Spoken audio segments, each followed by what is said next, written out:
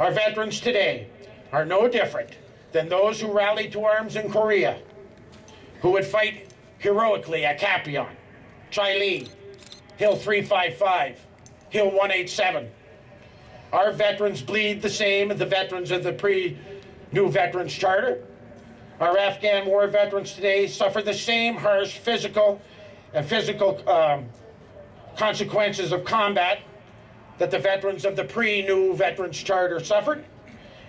Is it not fair, I would ask you, reflective of the true Canadian values, for us as veterans to insist that those who have followed behind us have the same level of dignified financial security, quality of life, for life, as veterans did to the New Veterans Charter?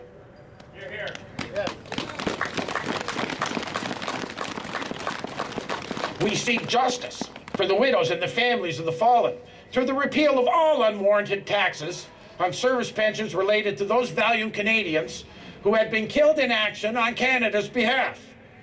We seek justice for the 6,300 veterans of the peacekeeping area, valiant Canadians who served across the globe, who have borne testimony to the horror of genocide, civil war, profound hatred, racism, death, and destruction.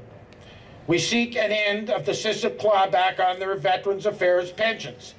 Pensions that reflect a unique, very special bond between soldier and state. An award that is awarded for pain and suffering, not income replacement.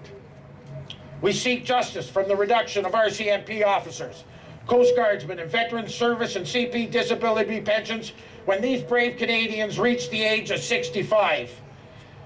We seek justice for all generations of veterans who were affected by the exposure to Agent Orange or a variety of chemical agents at CFB Gagetown, New Brunswick, and CFB Suffield, Alberta. We seek justice for veterans who are suffering from post-traumatic stress disorder through an expanded, comprehensive PTSD program possessive of sufficient nationwide resources to assist the many veterans and their families of all generations of war who suffer from this crippling disorder. We seek justice for those who have advocated on veterans' behalf, and as a consequence, had their private VAC medical and financial files compromised hundreds of times by departmental bureaucrats and members of the government that we, the people of Canada, elected. These actions were, as Prime Minister Harper rightly declared at the time, unacceptable. Unacceptable it may be, Mr. Prime Minister, but it is also illegal. Accordingly, we seek justice in the form of an RCMP investigation into those who have violated the sacred integrity of a disabled veterans confidentially, and a royal commission to ensure the bond of trust, the sacred covenant between soldier, veteran, Veterans Affairs Canada, and the government to which we serve is restored. Our wounded, our injured veterans deserve dignified service and the financial security they require in a timely manner, bereft of repeated appeals and delays. We seek justice, no more, no less. No less. Permit me to introduce our guests, veterans I have invited to speak today for their advocacy on behalf of veterans, and now purports, even more importantly, for those who cannot speak for themselves. Canadians who currently serve Her Majesty's pleasure with the Canadian Forces. Dave Desjardins served with the Royal Canadian Horse Artillery during his service deployed to Afghanistan, Honduras, and Bosnia twice. Perry Gray served with military intelligence and deployed to Germany and former Yugoslavia, as well as NATO and United Nations missions abroad. Eric Ribier is an RCMP veteran who has served in Cyprus with the armed forces and then later in former Yugoslavia as a veteran of the Royal Canadian Mounted Police. He will be speaking to you later, and I would have you heed his words. For as veterans who serve in the military, veterans who serve in the RCMP and local law enforcement are also not being treated with the care and dignity that they deserve. Many of you know Sean Brouillet, who served in the Canadian Armed Forces, or Air Force, as an intelligence officer and deployed during the First Gulf War. We've had a special come in, Pauline Nemchik, there she is, who came to us to ask to speak today on behalf of a civilian side. So we would like her to do that. Okay, so off we go with the speeches, and we will start with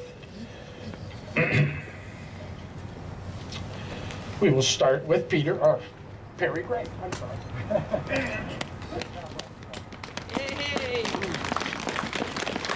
Merci, Mike. Bonjour, Canada. Bonjour. Je m'appelle Perry Gray, et je suis soldat. I have been asked to discuss the major points that are the reason for this day of protest. There are many systemic problems that have tarnished the social and moral contract between Canada and its veterans. Many of these date back to the creation of the Department of Veterans Affairs. And if you need any proof, just go down to the Canadian War Museum and you'll see a quote from veterans in 1945.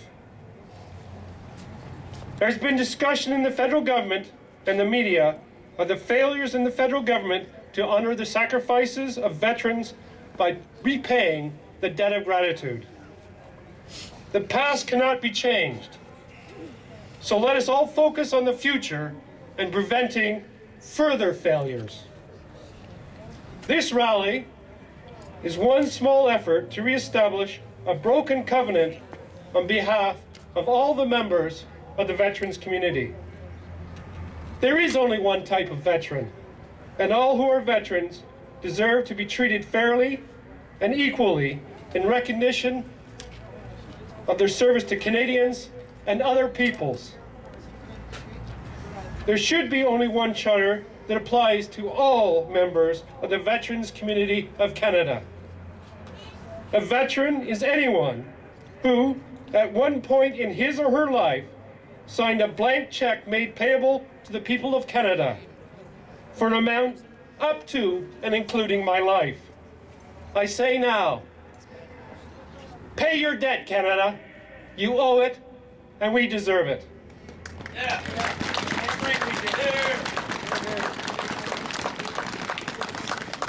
Again, I'd like to request that all Canadians join us to support the following recommendations. We, on behalf of the veterans community, respectfully request that the Prime Minister and the Government of Canada implement the following recommendations. 1. Eliminate the taxation of death benefits paid to families of personnel killed in action. 2. Replace the one-time lump sum of the new Veterans Charter with the lifelong benefits of the Pension Act. 3. End the reduction of veterans' pensions at age 65 or if receiving Canadian Pension Plan disability pensions. We need care for life.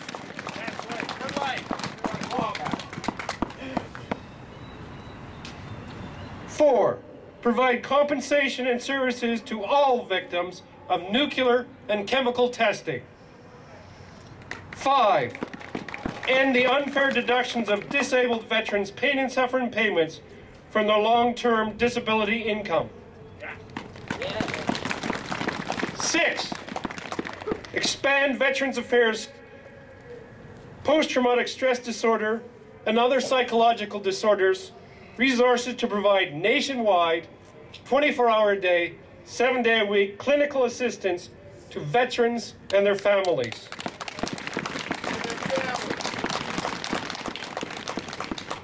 Finally, we ask that you restore the bond of trust between the veterans community and the people and their government. This can be achieved by appointing a judicial royal commission to investigate the illegal and immoral corrupt practices at Veterans Affairs while creating an independent, powerful, and legislated office of the Veterans Ombudsman. Objection. God bless our veterans and their families. God bless Canada and Canadians. Merci. Bienvenue.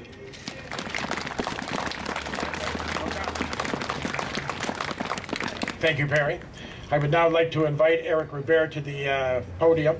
As I said, he served with the Royal Canadian Mounted Police, and I would encourage you to listen to what he has to say today. Eric? Thank you. First of all, I'd like to say that I'm honored to be here with my fellow veterans, service personnel from the Armed Forces.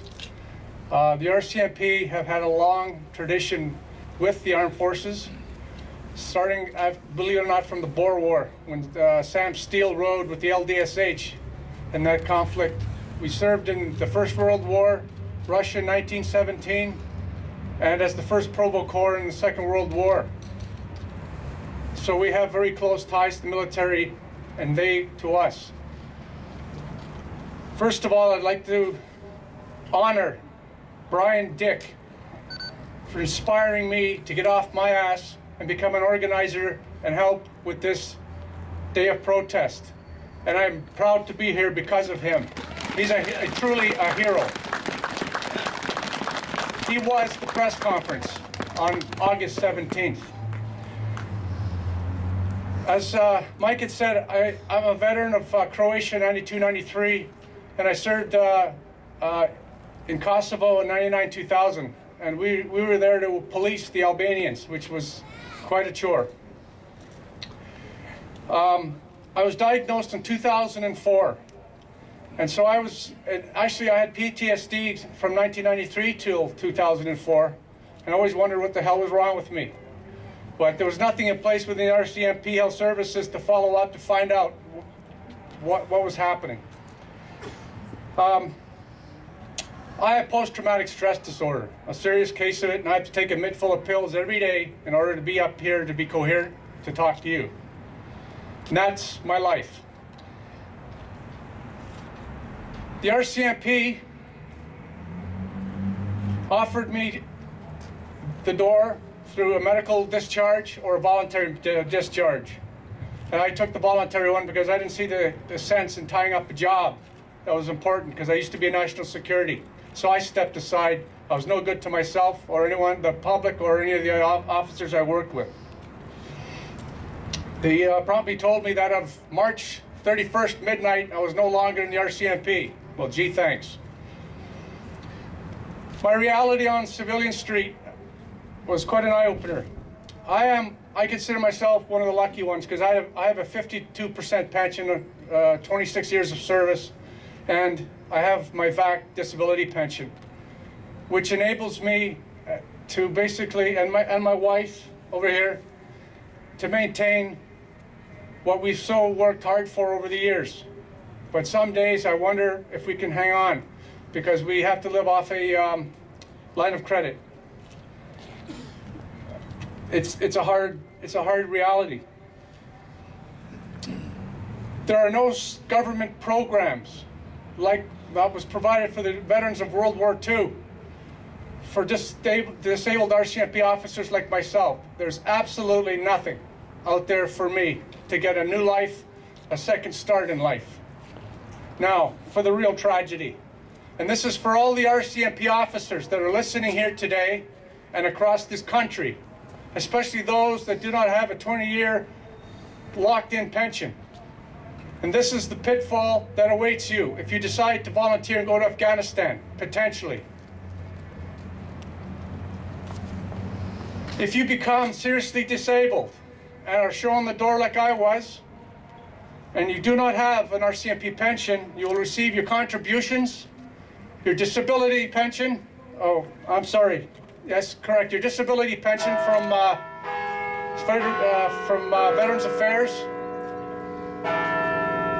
and your severance pay, which equates to absolute poverty. Now, how can someone survive on that? And there's a further tragedy that I will speak of shortly.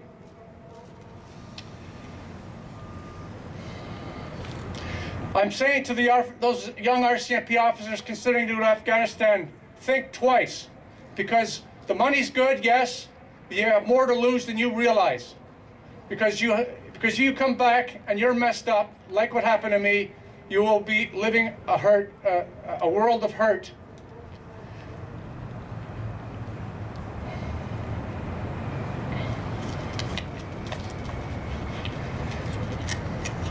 Now, in regard